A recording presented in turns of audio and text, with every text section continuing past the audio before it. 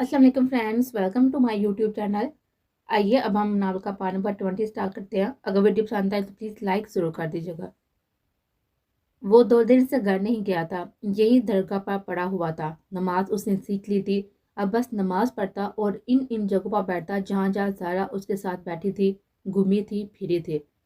हक नवाज तो उसके साथ ही था, मगर मुराद फार्म हाउस वापस चला गया था। अरहान की खाला थी तो हक नवाज को ये कह देता कि उसे कहो कुछ दिन मैं अकेला रहना चाहता हूँ, किसी से बात नहीं करना चाहता, इसलिए घर संभाले। अब वो असर पाकर दरगाह की पिछली सीढ़ी पर बैठा था कि खुशबू का झोंका नथनियों से होकर गुजरा था। वही खुशबू, वही महसूस थी उसकी सारा की खुशबू। तो तू आ गई तुम, उसे भी ले आती उसकी खुशबू की तरह साथ। मुझ पर तरस ही आता तुम्हें जो मुझे ऐसा तरपा तरपा कर मारी हो। उसे हवा को सीने के अंदर उतारते खुशबू को रूह में तहलील करते हुए उससे कहा था, कुछ खा लेते तो बेहतर महसूस करते। हागम बाबा को पता था कि वो कहाँ होगा, तो दरगाह की पिछली सीढ़ियों की तरफ ही चले आए और उसके पास बैठते हुए बोले, आपके कहने पर सुबह नाश्ता भी किया था और दुआ भी ली थी। अब आप एक ही बात क्यों करते हैं बार बार? उसने बेजारी से कहा था। अच्छा ठीक है, ये बताओ किस से रासो न्यास हो रहे हैं? उसका ध्यान भटकाना चाहते थे। नमाजें अदा करने से ये हुआ था कि उसके दिल को सुकून आ गया था, ठहर गया था, मगर जुस्तजू और तड़प कम नहीं हुए थे। सुलगते हुए शोले ठंडे हुए थे, बुझे नहीं थे। ये देखें बाबा, ये जो हवा है ना, बड़ा तड़पाती है, उसकी खुशबू लाती है, पर उससे नहीं। उसने थके हुए लहजे में कहा था। पहले कभी खुशबू आई थी उसके बिछड़ने के बाद? उन्होंने जाने क्यों पूछा था, जबकि जवाब तो वो जानते थे। नहीं, उसे नफी में साह हिलाते हुए कहा था। ये पता है किस लिए? क्योंकि तुमने बंदगी शुरू किया रब की, उसके आगे झुकने लगे हो, इसलिए। अब जब तुम्हें खुशबू मैसर आ गई है तो वो भी मिल जाएगी। यकीन कामल रखो और हुशो हसूस से नमाज अदा करो, उन्होंने मुस्कुराते हुए कहा था।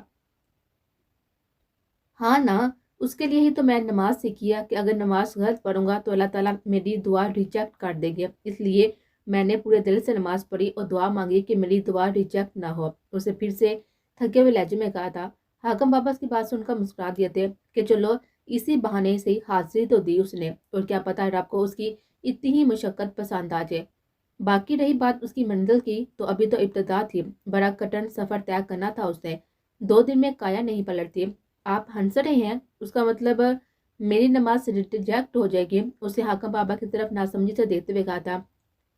अरे मेरे बच्चे, मैं कौन होता हूँ ये कहने वाला कि नमाज कबूल होगी या नहीं? मुझे तो अपना भी नहीं पता। मैं तो खुद एक लजरता हुआ पत्ता हूँ जो इतनी सी कोताही से पस्तियों में गिर जाएगा। उन्होंने उसके चेहरे की तरफ देखते हुए कहा था। बाबा, क्या वो मेरी सुन लेंगे? क्या वो मेरी पिछली सारी गलतियों का माफ करके मेरी दुआ को कबूल कर लेंगे?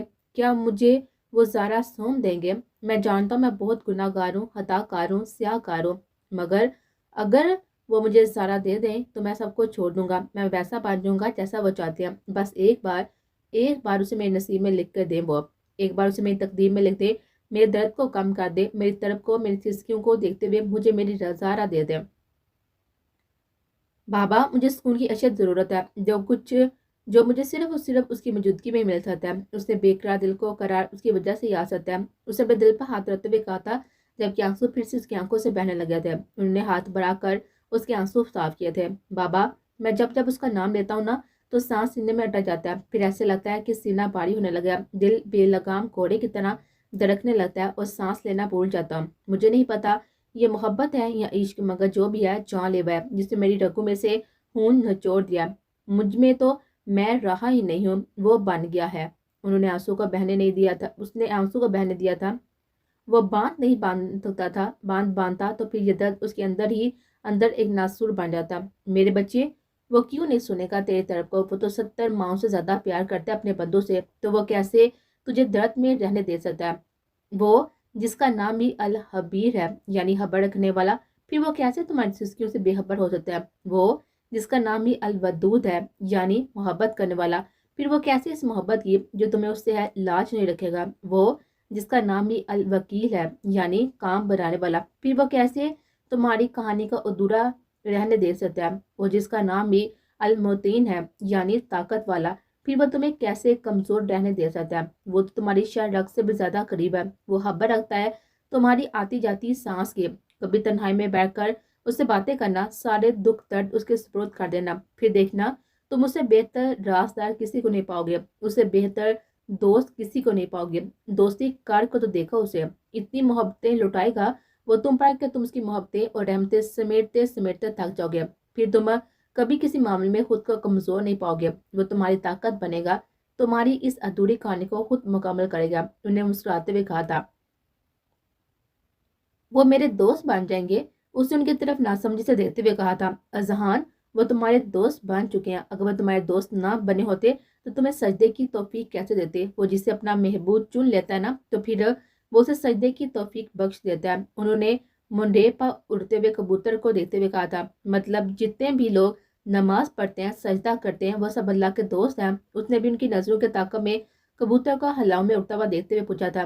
बिल्कुल, वो सब अल्लाह के दोस्त हैं। और तुम्हें पता है, अल्लाह का दोस्त तो पर कोई है, उसका खास दोस्त बनने का भी बहुत आसान तरीका है। उन्होंने अब उसकी आंखों में देखते कहा था, जहाँ अब अजीब सी चमक थी। मुझे बताएं हाकम बाबा, कैसे बनते हैं खास दोस्त? अगर अल्लाह मेरे खास दोस्त बन गया तो मुझे ज़ारा और जल्दी मिल जाएगी। उसने बेताबी से पूछा था। आधी रात अल्लाह से बातें करने, आस का कुर्ब हासिल करना और उसके बेहद करीब होने का आसान तरीका है। वक्त तो जब सब मीठी नींद सो रही होते ना, तब इस टाइम अल्लाह के खास दोस्त जाग रही होते हैं, जो रो रो कर उससे अपनी बातें मनवाते हैं, उससे बातें करते हैं, उसका कर्ब हासिल करते हैं। और ये वो वक्त होता है अजहान, जब बंदा रब के बेहद करीब होता है। कबूलियत का वक्त होता है ये। और अब अपने बंदे की सारी फरमाइशें बड़े गौर से सुनता है और उन पर कुन की मोहर लगाता है, क्योंकि एक तहज्जुद ही वो लाडली इबादत है जो अल्लाह से सारी बातें मनवा लेती है। उन्होंने उसका सर पर प्यार देते हुए कहा था। उसने बड़े गौर से सामने बैठी इस शफीक हस्ती को देखा था, जिनका चेहरा चांदनी की तरह चमक रहा था। सफेद दाढ़ी, माथे पर मोहर, अब आंखों पर सरारियत और सीना राजू का समंदर, लहजा बेहद शीरे। ज़ारा ठीक कहती है, आप पर वाकई रब का खास करम है। मेरे लिए दुआ करना कि मुझे अपना बेस्ट फ्रेंड बना ले। उसने उनका हाथ अपने हाथ में लेते हुए कहा था। इंशाल्लाह। उन्होंने उसके हाथ को थपकते हुए कहा था। अजहान भाई, उसे अपने अकब से अरहान की आवाज़ सुनाई दी थी। दोनों ने एक साथ मुड़कर पीछे देखा था। मुझे दरगाह में कुछ काम है, मैं वो खा लूँ। हाकम बाबा ने पास उठते हुए कहा था। भाई, ये क्या हालत बना लिया? पिछले 2 दिन से आपकी ना बर्दाश्त कर रहा हूँ, अब बस बहुत हो गया, घर चले। उसे आसान की हालत देते हुए कहा था। बड़ी हुई शेख, आंखों के नीचे काले हल्के पीली रंगत, बिखरे हुए बाल, मैले कपड़े, वो कहीं से भी आसान हयात मलक नहीं लग रहा था। यहाँ सुकून है अरहान, घर जाकर बेसुकून हो जाऊंगा, उसने आसमान को देते हुए कहा था। अजहान भाई, बड़े पापा खुद आना चाह रहे थे, मगर मैंने मना कर दिया। आज आपकी मेहंदी है और कल बारात। मुझे साथी से आर्डर्स हैं कि मैं आपको साथ लेकर आऊँ, उसे अजहान की तरह देते हुए कहा था, जिसका चेहरा यह सब सुनकर लट्ठे की तरह सफेद पड़ा था। हाथ कपकपाए थे। मगर मैं नहीं चाहता आप ये जबरदस्ती के रिश्ते को अपनाएं। मैं ये पासपोर्ट और टिकट लाया हूँ, आप नशरा के पास चले जाएं। फिलहाल यही बेहतर रहेगा, उसे उठाते हुए कहा था। और वो उसके बाद से उनका बेहिस व हरकत उसके साथ उठा था और वो उसे लेकर बाहर की तरफ बढ़ा था। अजहान को इस वक्त याद था तो वो बस वादा जो वो अपने बाप से कर आया था, उस लड़की की खुशियों को जिसे उसने बहन बनाया था। लाडलू का सबसे बड़ा मसला ये होता है कि वो हादसों के लिए तैयार नहीं होते। क्या कर रही हो अरहान? वो उसके साथ खींचता चला गया था। होश तो तब आया जब उसे हाकम बाबा के हुजरे के सामने से गुजरते हुए खींच रहा था। बेफिक्र है भाई, जो भी कर रहा हूँ वो आपके लिए बेहतर है। कोई जरूरत नहीं है कुर्बानी देने की। अमल, अपने रिश्ते को बड़े पापा के सामने मैं खुद बचा लूंगा, मैं वो मनवाड़ भी लूंगा। चले अब, उसने खड़े हुए कहा था। क्यों कर रही हो अरहान? मैं ये नहीं चाहता, उसने नरम लहजे में कहा था। क्यों कर रहा हूँ मैं? हालत देखी है आपने अपनी। जानता हूँ ज़रा भाभी आपकी जिंदगी है, चंद दिन की जुदाई से डर गए हैं आप। पूरी जिंदगी गुजारने का हौसला कहाँ से लाएंगे? ये देखे मेरे जुड़े हुए हाथ, खुद को 2 कश्तियों का मुसाफिर मत बनाए। उससे बाकायदा हाथ जोड़े थे। मैं अमल से वादा कर चुका हूँ, उसने उसकी किसी भी बात को हाथ में नहीं रखा था। मैं भी वादा कर चुका हूँ उससे कि आपको किसी भी दोहरे रास्ते पर चलने नहीं दूंगा। ये क्या बात हुई? दूसरी की खुशी के लिए खुद का अंदर मार दो। उसने उसका हाथ पकड़ा था। मैं किसी ज़ारा को नहीं जानता अरहान, उसने हाथ छुड़वाया था। खुदा का खौफ करे भाई, इतनी पाक जगह खड़े होकर खुद और मुझसे भी झूठ बोल रहे हैं, उसने अफसोस से कहा था। मामा और पापा की खुशी के लिए कर रहा हूँ मैं हरीम से निकाह, उसने बेबसी से कहा था। और आपकी खुशी कहाँ है? उसने उसके कंधे पर हाथ रखते हुए पूछा था। मेरी खुशी मेरे नसीब में नहीं है, होती तो अब तक मिल जाती है, उसे थके हुए लहजे में कहा था। भाई, اب نشا کے پاس چلے جے، آج یا کل ہم زارا کو ڈھونڈ لیں گے، اس نے سجیشن دی تھی۔ نہیں ارحان، میں گھر سے فیصلہ کر کے آیا تھا، اس نے فیصلہ سنا دیا تھا اپنا۔ اچھا، مثال کے طور پر آج آپ شادی کر لیتے ہیں اور کل کو وہ مل جاتی ہے تو تب کیا کریں گے آپ؟ اس نے کھوجتی ہوئی نظر سے سوال کیا تھا۔ کچھ نہیں، مجھے لگتا ہے تب تک وہ اپنی زندگی میں آگے بڑھ چکی ہوگی۔ وہ پھر سے بے بس ہوا تھا۔ مجھے پتہ ہے آپ یہ سب کیوں کر رہے ہیں، اس لیے نا کہ عمل کے پاؤں اس گھر میں مضبوط ہو جائیں، اس نے نرم لہجے میں کہا تھا۔ نہیں، میں یہ اپنے لیے کر رہا ہوں، جتنا میں ان بہنوں کے ساتھ برا کر چکا نا، اس میں سے اگر 1% ان کے ساتھ اچھا کر دوں نا تو مجھے دلی سکون ملے گا۔ اس نے تھکی ہوئی ہنستے ہوئے کہا تھا۔ آپ بہت غلط کر رہے ہیں بھائی خود کے ساتھ، اس نے ہری بار کوشش کرنی چاہیے تھی۔ پتہ نہیں یار، میں پہلے غلط کر رہا تھا خود کے ساتھ یا اب؟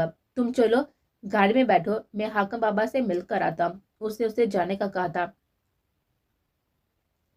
وہ کون ہے؟ اس نے پوچھا۔ رہنما، اس نے نرم لہجے میں کہا اور حاکم بابا کی طرف چل دیا تھا جو درگاہ کے احاطے میں کبوتروں کو دانا ڈال رہے تھے۔ ان کے پیچھے کھڑا ہوا تھا تو وقت رخصت آن پہنچا۔ اذہان میاں، ان نے پلٹے بغیر جواب دیا تھا۔ پاپا بہت ضدی ہیں، وہ کبھی بھی گواٹے کا سودا نہیں کریں گے، دونوں جگہ سے وہ ہسارا کبھی بھی قبول نہیں کریں گے، عمل کے حق میں کچھ نہ کچھ ایسا برا کر دیں گے کہ وہ باقی کی زندگی شاید صدکیوں میں ہی گزار دے۔ میں چاہتا ہوں کہ وہ ہوش رہے، اس لیے نہیں کہ میں اپنے گناہوں کی پردہ پوشی کے لیے ایک نئے عمل کر کے اچھا ثابت ہونا چاہتا ہوں۔ میں ایسا اس لیے چاہتا ہوں کہ میری زارا اپنی بہنوں سے بہت محبت کرتی تھی، اتنی کہ وہ کسی کی جان لے بھی سکتی تھی اور جان دے بھی سکتی تھی، اور شاید وہ عمل کو میرے بھروسے یہاں پر چھوڑ کر گئی ہے کہ میں اس کی حفاظت کروں، اور پھر وہ ارحان کی خوشی بھی ہے، اس نے تھکے ہوئے لہجے میں کہا تھا۔ بہت خوشی ہوئی جان کر کہ صراط مستقیم کی ایک اور واضح تبدیلی تم میں آئی ہے۔ اپنے سے پہلے کسی کی خوشی دیکھنا اور اسے آنے والی تکلیف سے بچانا، تم کر پاؤ گے یہ سب؟ انہیں مٹھی بھر کا دانہ پھر سے ڈالا تھا۔ میں نہیں جانتا یہ سفر کتنا بھاری ہونے والا ہے مجھ پر، مگر میں اتنا جانتا ہوں کہ بہن کہنے میں اور بھائی بننے کے عمل میں ایسی قربانیاں دینی پڑتی ہیں۔ آج اگر نشرہ بھی ہوتی تو میں اس کے لیے بھی یہی کرتا، اسے سخت لہجے میں کہا تھا۔ اور محبت، اس کا کیا؟ وہ اب اس کی طرح مڑے تھے۔ میں نہیں جانتا، یہ تو شاید ساری زندگی کا روگ ہے، اب سینے میں سلگے گا جب تک آخری وقت نہیں آتا۔ میں سب چھوڑ کر بھاگ بھی تو نہیں سکتا، اس نے بے بسی سے کہا تھا۔ ایک کام کر سکتے ہو، خدا پر کامل یقین رکھ کر خود کو اس کی مرضی کے تابع کر لو اور وقت پر چھوڑ دو سب، اور صبر کرو، کیونکہ انسان کو زیب نہیں دیتا کہ اس رب کمال کا مہربان خبر گیر ہو اور پھر بھی بندہ بے آس اور بے یقین رہے۔ انہوں نے مسکراتے ہوئے کہا تھا۔ اسے میں ساری لیتا، وہ جانتا تھا کہ یہ کتنا گھٹن ہے۔ خدا تمہاری مدد کرے، تمہاری رہنمائی فرمائے، اللہ حافظ۔ انہوں نے اس کا کاندھا تھپتھپایا تھا اور چلے گئے تھے۔ کاش میں کبوتر ہوتا اور وہ کبوتری، دور آسمانوں کے پار، جنگلوں میں، بیلوں میں، ندیوں میں اور جھرنوں میں، درختوں پر، پھولوں پر منڈلاتے، اپنی محبت کی داستان زمین والوں کو، آسمان والوں کو گھوڑا گھوڑ کرتے ہوئے سناتے، اور پھر رات کو کسی سہانے درخت پر بنے چھوٹے سے گھونسلے میں اس کو میں اپنے پڑوں میں چھپا کر سلاتا، اس کے لمس کو، اس کے وجود کو گھنٹو اپنے رگوں میں اتارتا۔ دور اڑتے ہوئے دو کبوتروں کے جوڑے کو ڈھکیلیاں کٹر دے گا، اس کے دل نے شدت سے انسان سے جانور بننے کی خواہش کی تھی، اور یہ سب سوچتے ہوئے اس کے لبوں پر مسکراہٹ مچ رہی تھی۔ ہم انسان بھی کیا ہو بہنا، محبت پہ اتنے پاگل ہو جاتے ہیں کہ کبھی اپنے درجے سے گر جاتے ہیں اپنی محبت کو پانے کے لیے، اور کبھی خود کو اپنے درجے سے بھی آگے بڑھا دیتے ہیں۔ بات صرف جستجو کی ہوتی ہے، کوئی سنور جاتا ہے اور کوئی بگڑ جاتا ہے۔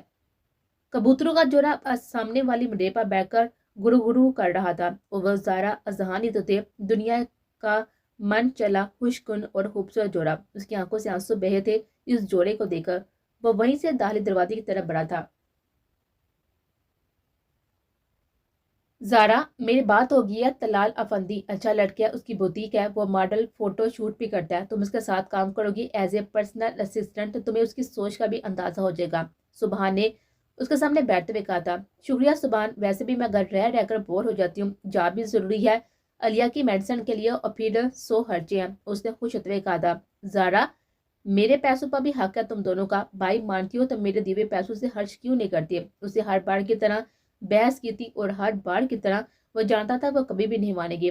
یہ بے حس فضول ہے سبحان، تمہارے پیسے تمہارے فیوچر کے لیے تمہارے کام آئیں گے، ویسے بھی مدد کرنے میں اور ذمہ داری اٹھانے میں فرق ہے۔ میں تمہاری مدد تو لے سکتی ہوں، مگر تمہیں اپنی یا علیہ کی ذمہ داری اٹھانے نہیں دوں گی، کیونکہ علیہ میری ذمہ داری ہے، اس نے دلیل دی تھی۔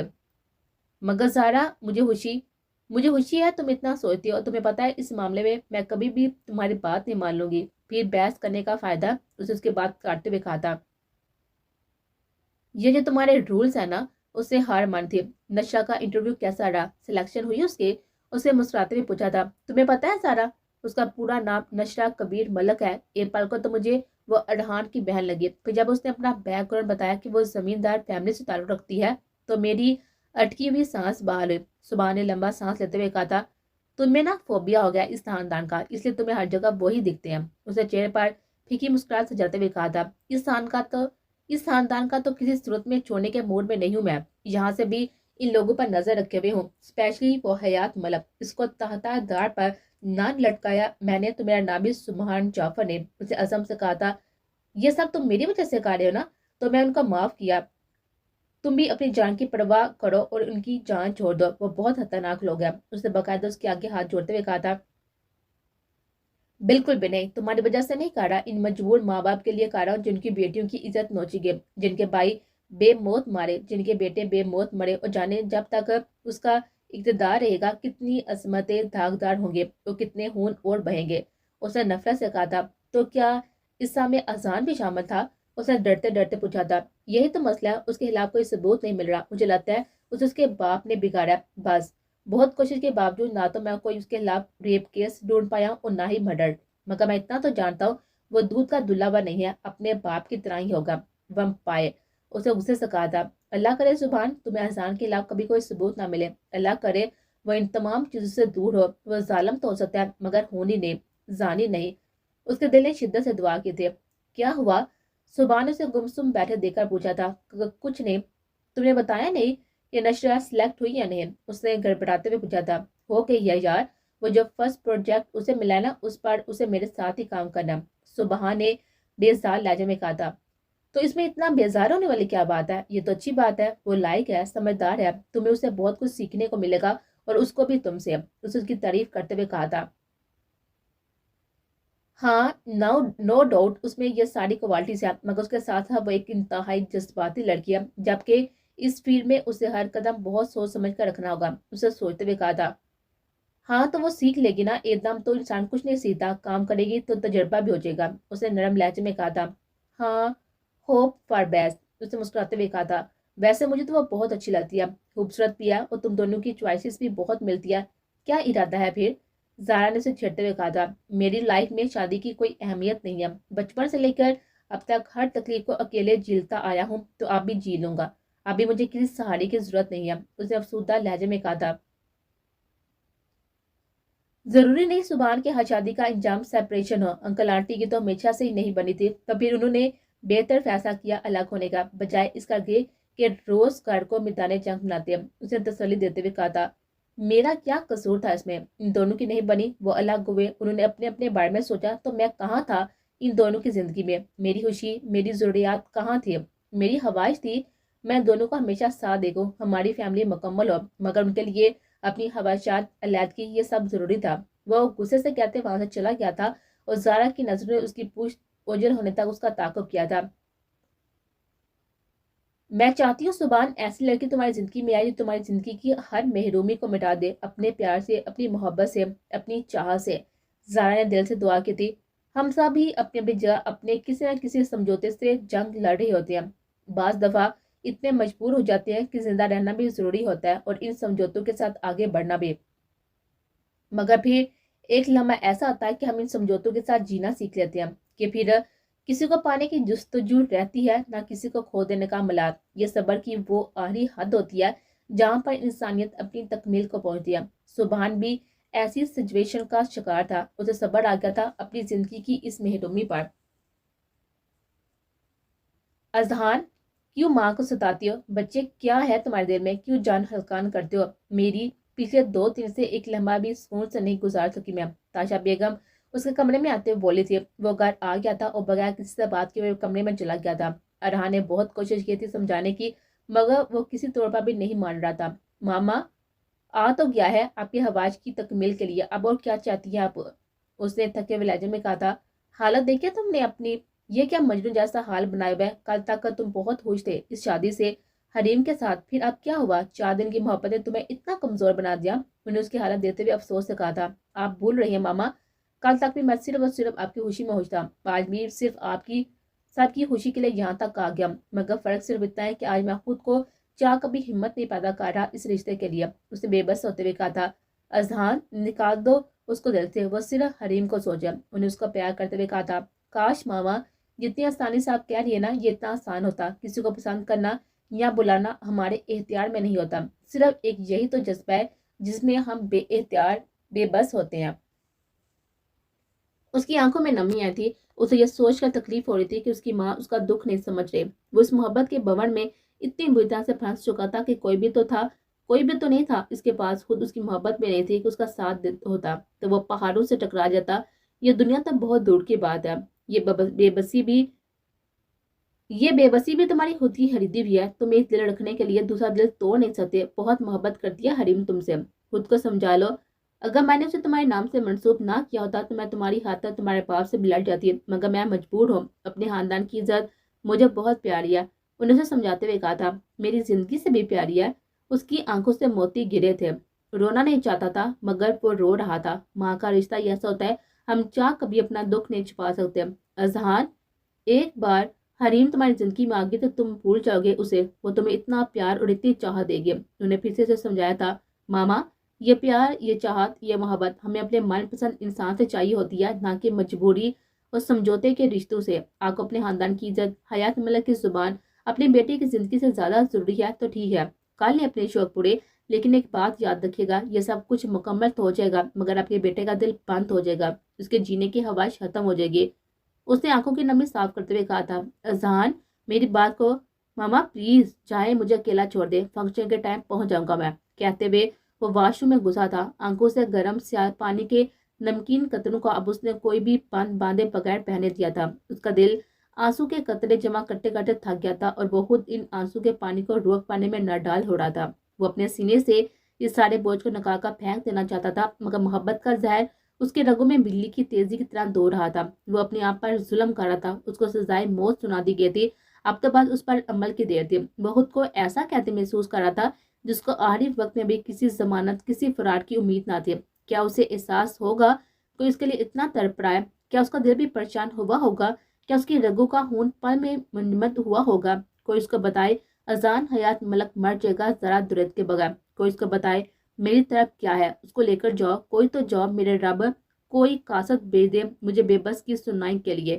زارا دریت مار گیا، اذان حیات ملک تم پر، اس نے لمبے لمبے سانس لیتے ہوئے چیختے ہوئے کہا تھا اور پھر آنکھوں میں پانی کے چھینٹے مارنے لگا تھا۔